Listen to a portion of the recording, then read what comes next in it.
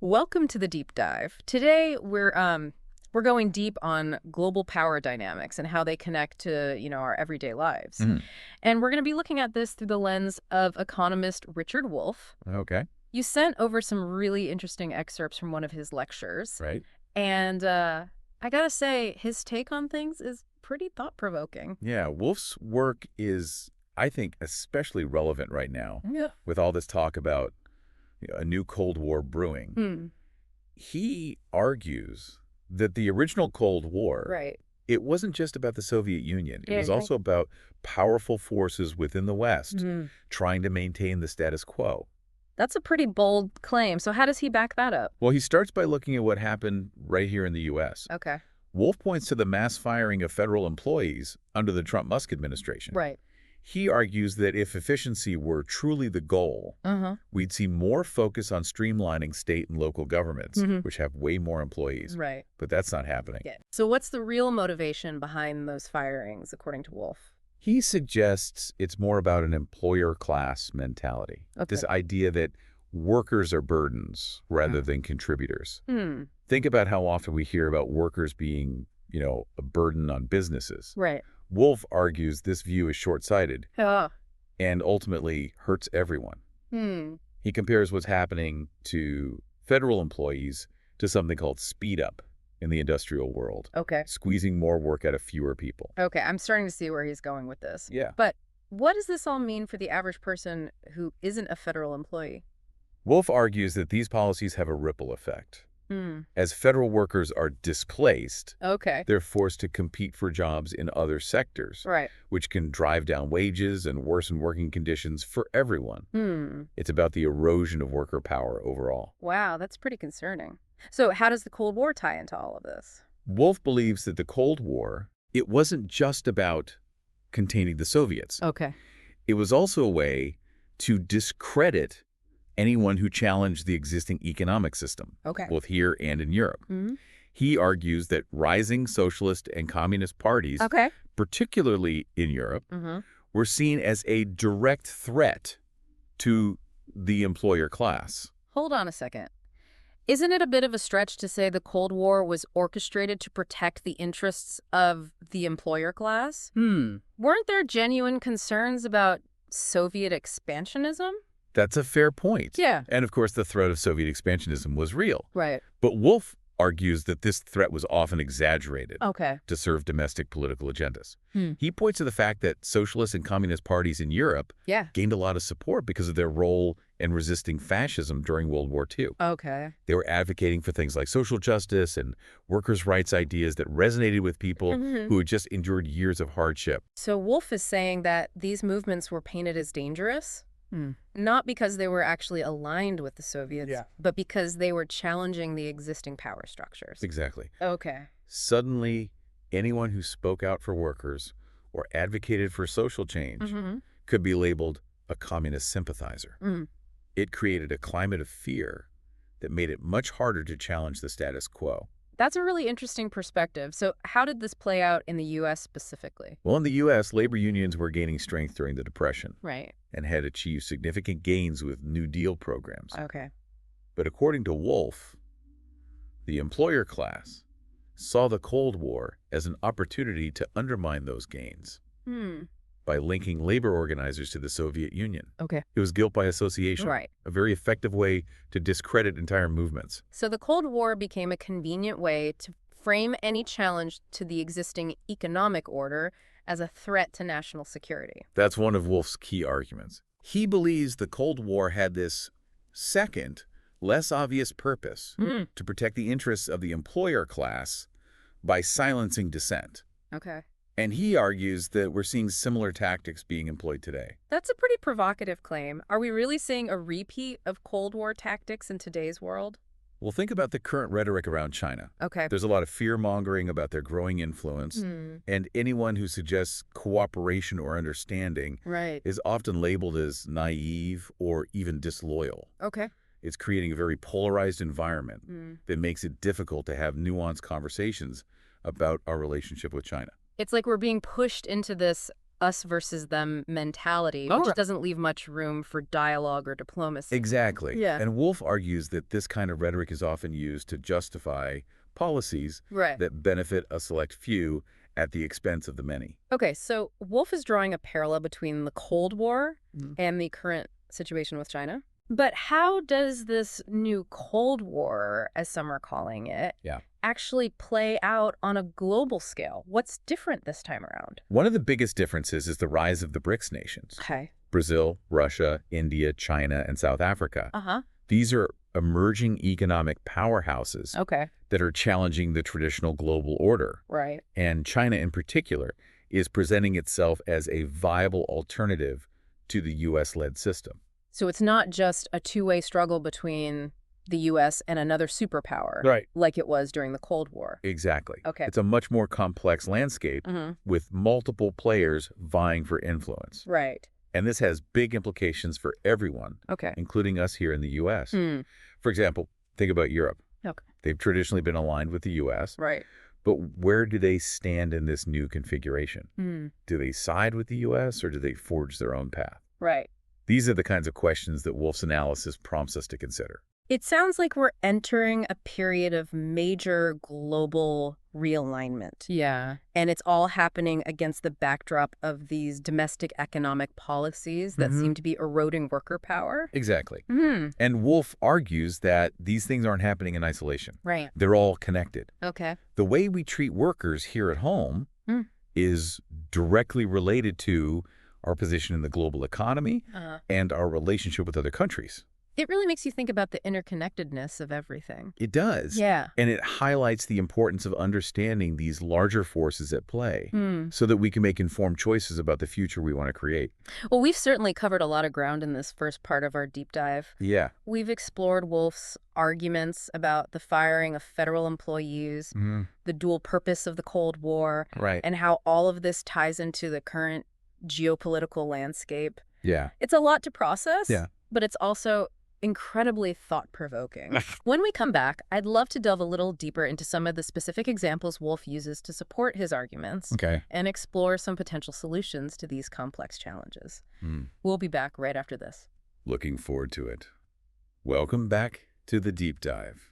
Before we paused, we were discussing how the current rhetoric surrounding China might be echoing tactics used during the original Cold War. And I'm still grappling with that idea. It's pretty unsettling to think that, fear and propaganda could be used to shape public opinion and justify policies that might not be in everyone's best interests. It's certainly a concern. Yeah. And Wolff uses some compelling historical examples to illustrate how this has played out in the past. For instance, he talks about the Red Scare in the U.S. during the 1950s, where Senator Joseph McCarthy used unfounded accusations of communist infiltration to target political opponents and silence dissent. That was a dark chapter in American history, but are we really seeing anything comparable happening today? Well, it's not as overt as McCarthyism. Right. But there are definitely parallels. Okay. Think about the way certain politicians and media outlets portray China as an existential threat to the U.S. They focus on issues like intellectual property theft and military expansionism, often exaggerating the threat and ignoring any potential for cooperation. So they're creating a narrative of fear and suspicion that makes it harder to have a balanced conversation about China. Exactly. And this narrative can then be used to justify policies that might not be in the best interests of the American people, such as increased military spending or trade barriers that hurt businesses and consumers. It's like using a sledgehammer to crack a nut. Yes. Yeah. And Wolff argues that this kind of overreaction is often driven by economic interests. He points out that many of the corporations that benefit from a confrontational approach to China also have close ties to the politicians who promote those policies. So it's not just about ideology or national security, it's also about money and power. Absolutely. Okay. And I think this is a crucial point that Wolff's analysis brings to light. We need to be aware of these underlying economic motivations when we're evaluating information about China or any other country for that matter. It's about looking beyond the headlines and asking who benefits from the narratives being presented to us. Exactly. Okay. And it's about being critical of information that comes from sources with vested interest. For example, if a think tank funded by defense contractors is pushing for a more aggressive stance towards China, Right. we should consider that context when evaluating their arguments. It's about understanding the agenda behind the message. Precisely. Yeah. And it's about seeking out diverse perspectives. Mm. Don't just rely on one news source or one expert. Right. Read widely, listen to different viewpoints, and try to form your own informed opinion. It's about being an active and engaged citizen rather than a passive consumer of information. Well said. And I think this is especially important when it comes to issues as complex and consequential as a potential new Cold War. Mm-hmm. We need to be having open and honest conversations about the risks and rewards of different approaches to China. Right. And we need to be holding our leaders accountable for making decisions that are in the best interests of the country as a whole, not just a select few. So how do we move beyond this polarized environment and start having those productive conversations? It's not going to be easy, Yeah. but I think it starts with recognizing that there are legitimate concerns about China's behavior on the world stage. Okay. We need to acknowledge those concerns and address them in a constructive way. So we can't just ignore the issues, but we also can't let fear and paranoia dictate our approach. Exactly. Mm. We need to find a balance between protecting our interests and engaging with China in a way that promotes stability and cooperation. It sounds like a tightrope walk. It is, Yeah.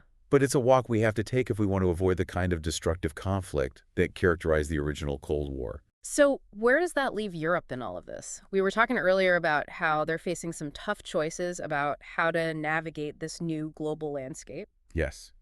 And Wolff suggests that Europe is in a particularly precarious position. Okay. They've traditionally been closely aligned with the U.S., both economically and militarily. Right. But with the rise of China, they're facing pressure to reassess that relationship. What are the options for Europe? Well, on the one hand, they could continue to follow the U.S. lead and take a more confrontational approach to China.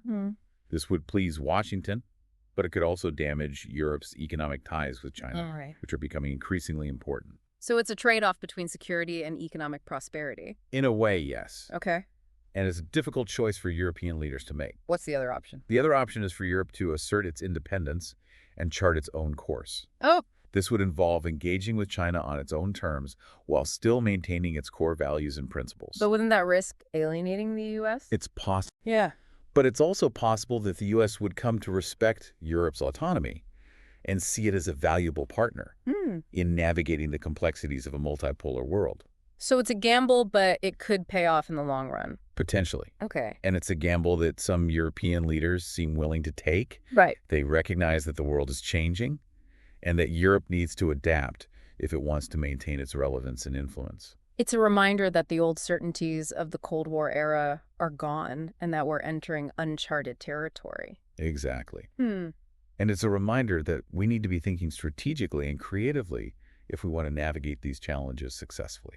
We've explored some pretty daunting scenarios today. Is there any reason for optimism? Any potential silver linings to this new Cold War? I think there are always reasons for optimism. Okay. One potential positive outcome of this situation is that it could force us to confront some of the fundamental flaws in our current economic system. The fact that China is able to present itself as a viable alternative to the U.S.-led order Right. suggests that there's a growing appetite for a different way of doing things. So it's like China's forcing us to re-examine our own values and priorities. In a way, yes.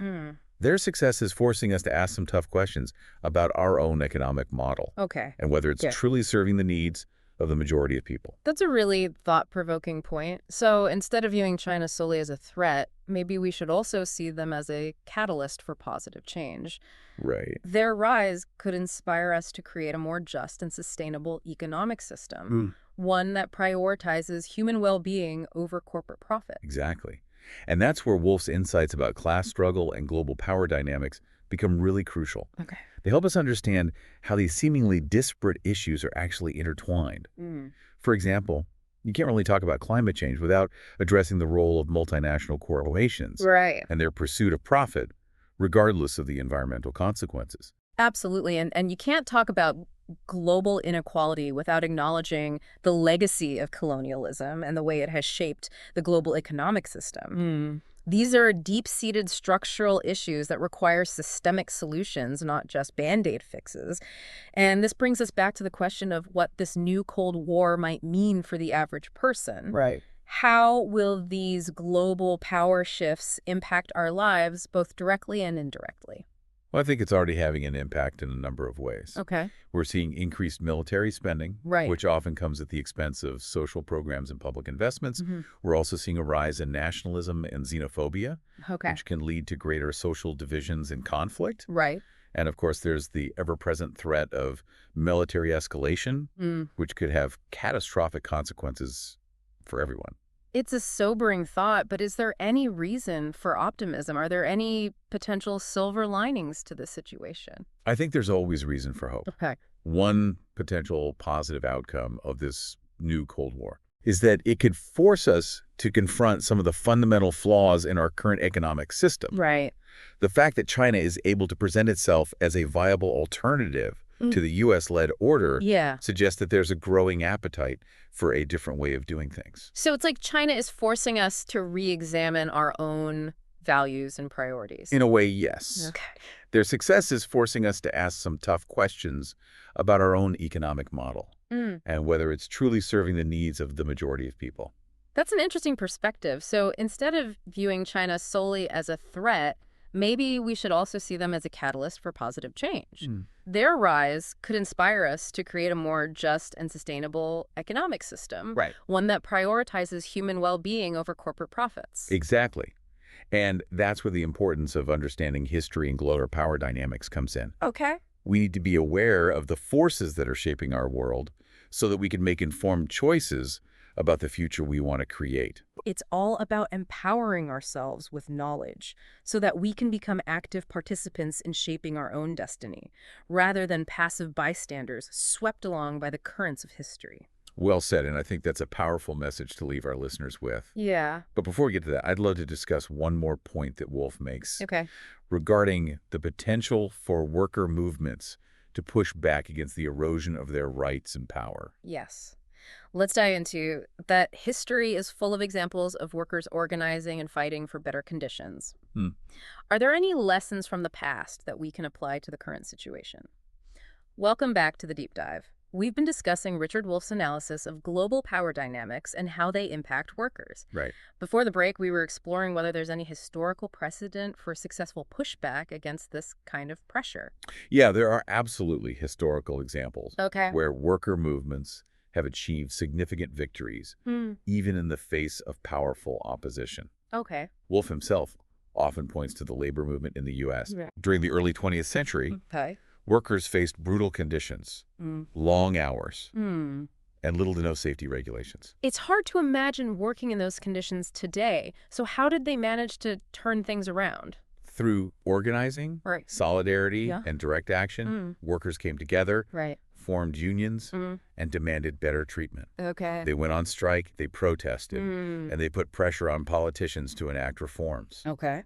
So the long and difficult struggle, but it ultimately led to significant improvements in working conditions, including the 8-hour workday, the weekend, and basic safety regulations. That's a powerful reminder that collective action can create real change. But those victories happened decades ago. Right. Do those strategies still work in today's globalized economy?